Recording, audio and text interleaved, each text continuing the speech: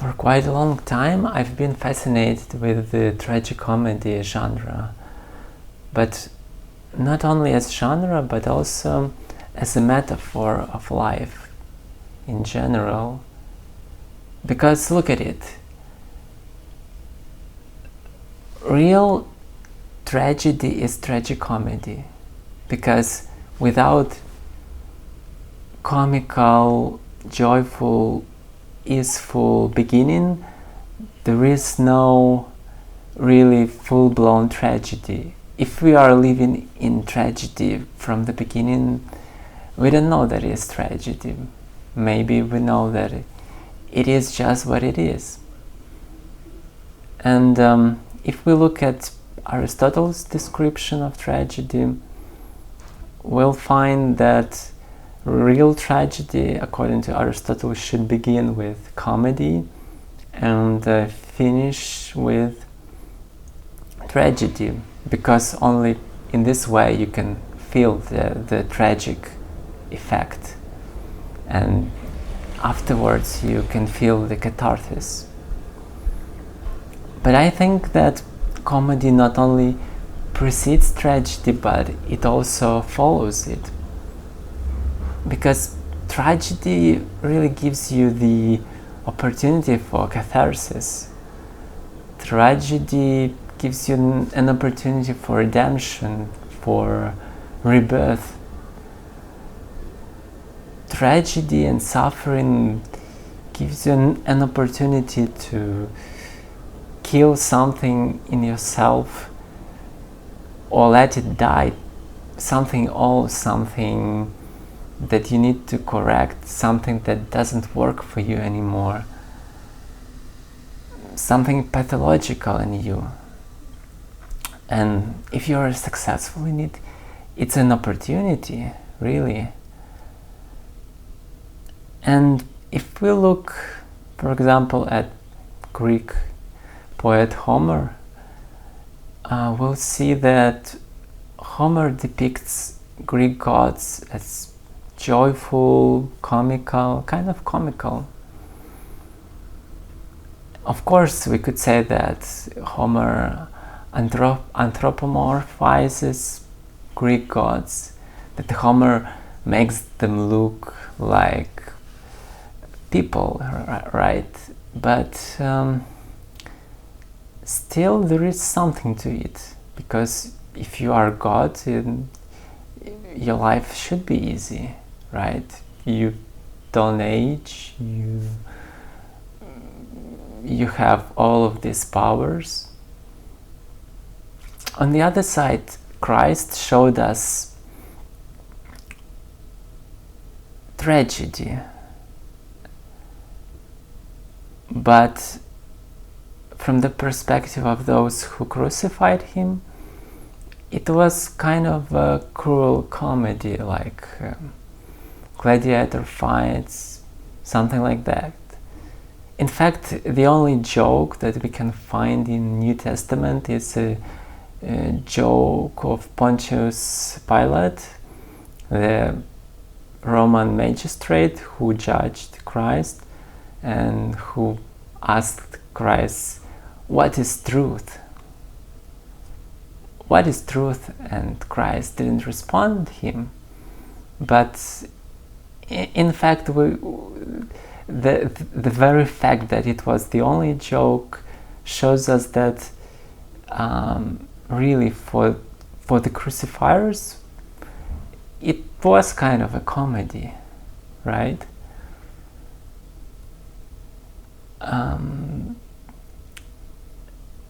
But this is God as Christ showed us, and this is God who makes sacrifice out of himself.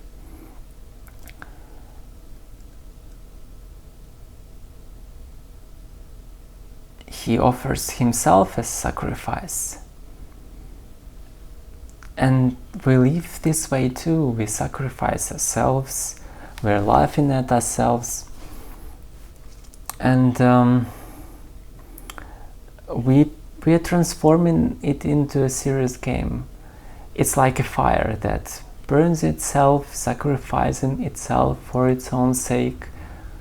And yeah, Carl Jung often compared different fire rituals in different countries with this idea of God that sacrifices itself with its own volition. And we people, if we have this divine part in us, we're also doing the same. There is this internal fire in us that burns, that sacrifices this itself. It's not a coincidence that the symbol of Christ is lamp, and lamp is a symbol of fire, and it was often a sacrificial animal. So it really looks like God's symbol.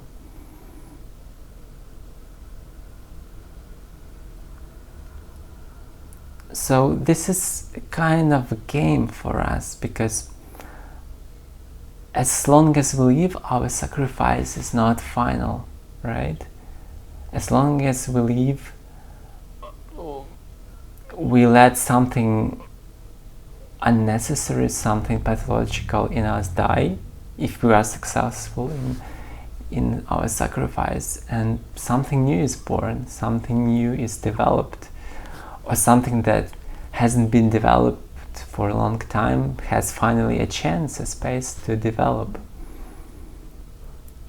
So this sacrifice is not final for us.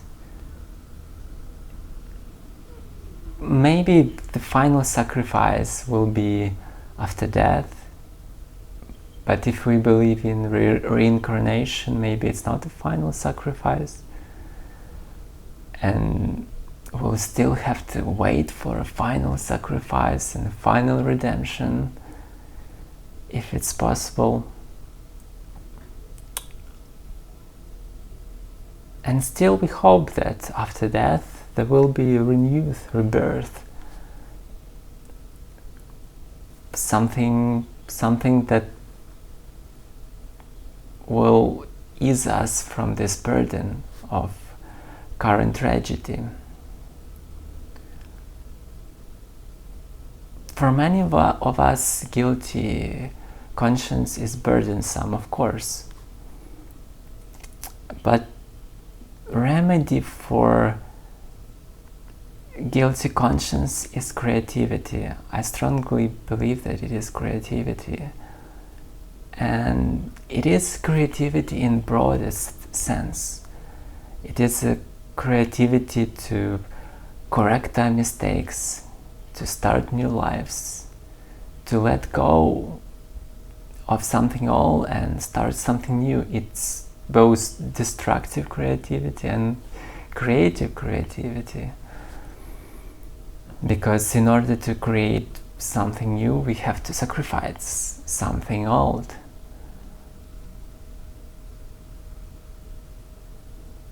Creativity is also like not doing as we were doing before, not thinking as we were thinking. Creativity is becoming other, inventing new story, living outside of the story, thinking how to create your own story, not living in story of other people. That's where real freedom is. But creativity, real creativity, is not possible without playfulness. Real creativity has this element of ease in it. And if we're talking about tragicomedy as genre, I've long been fascinated with the genres of absurd and symbolism. And especially, let's take for example Maurice Maeterlinck, Belgian writer, and his most famous play, bluebird.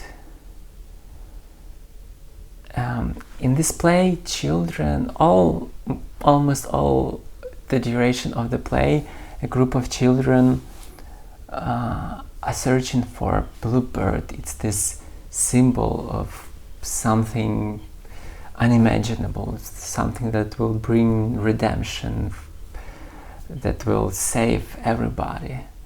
But at the end, they don't find any bluebird. They find only a boy who is picking his nose. And this picking of nose should bring fire, should ignite fire in people. And Carl Jung interprets it as this archaic ritual of bringing divine fire. And in fact, this is how life works, yeah? You go from absurdity to deep, meaningful symbols, and empty, and back again. Empty symbols, empty forms can suddenly become grand symbols, and vice versa. Grand symbols can suddenly lose their meaning and become whole forms, only to later resurrect and become again new symbols with a new meaning. And when symbols become empty, they become just a sign, and it allows us to play with it, like we are playing with words, with concept, with scientific concept, with political concept, with art concept, anything you like. We're playing with science, because like they maybe lost our meaning, we are dissociated from its meaning. And it is important, because it's important for the renewal of these symbols. It's important because when we are finding new meaning, we are plunging into the depths of the symbol, and we can forget that we are playing. We are all in the tragedy, in the seriousness of deep symbolic suffering that should bring us something new. We are immersed in a grandeur of new discovery. And this is how I see play. Yes, seriousness compels us to dive deeper into self-torment. But still, even in the very depths of suffering, of discovering new meaning, there is this element of playfulness, and it is often unnoticed when it's mixed with very heavy feeling, but it's still there. It's still there, and it lets us integrate this new discovery, this new heavy meaning that we discover, this new heavy truth about ourselves that we found in the very depth of hell.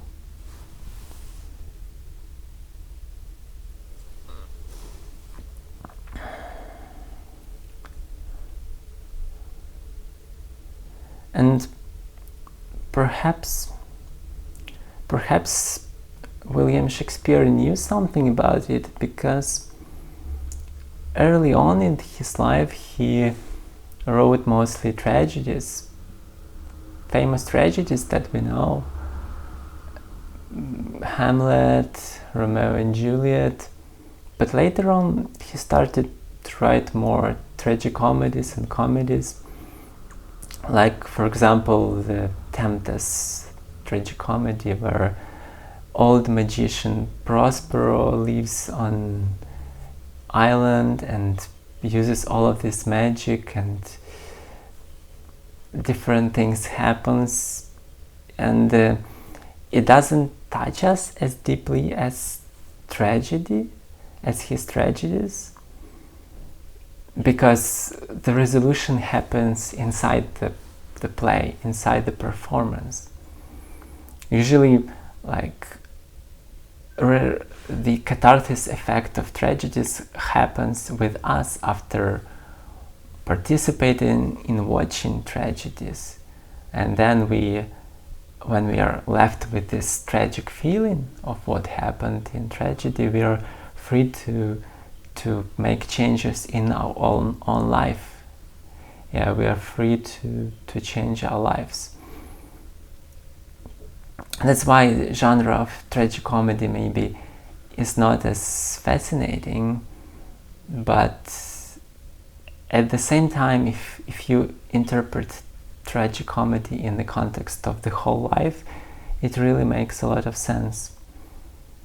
And if you look at divine powers, like if you will take the traditional attribute of God, for example, omnipotence, if God is omnipotent, then everything is effortless to him. It's truly like a game. He has all of these powers and it doesn't cost him anything. He just does everything very easily. And then it is all a comedy for the divine.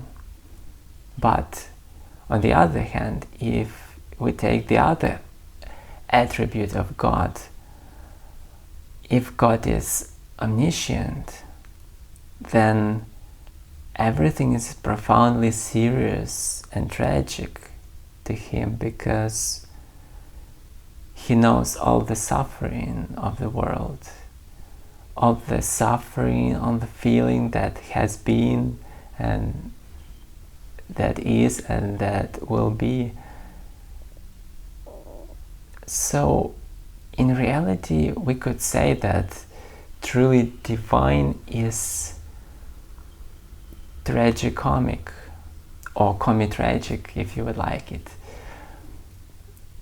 So, and I find this duality of life really inspiring, especially if you believe, as I do, that there is comedy at the beginning and there is comedy at the end.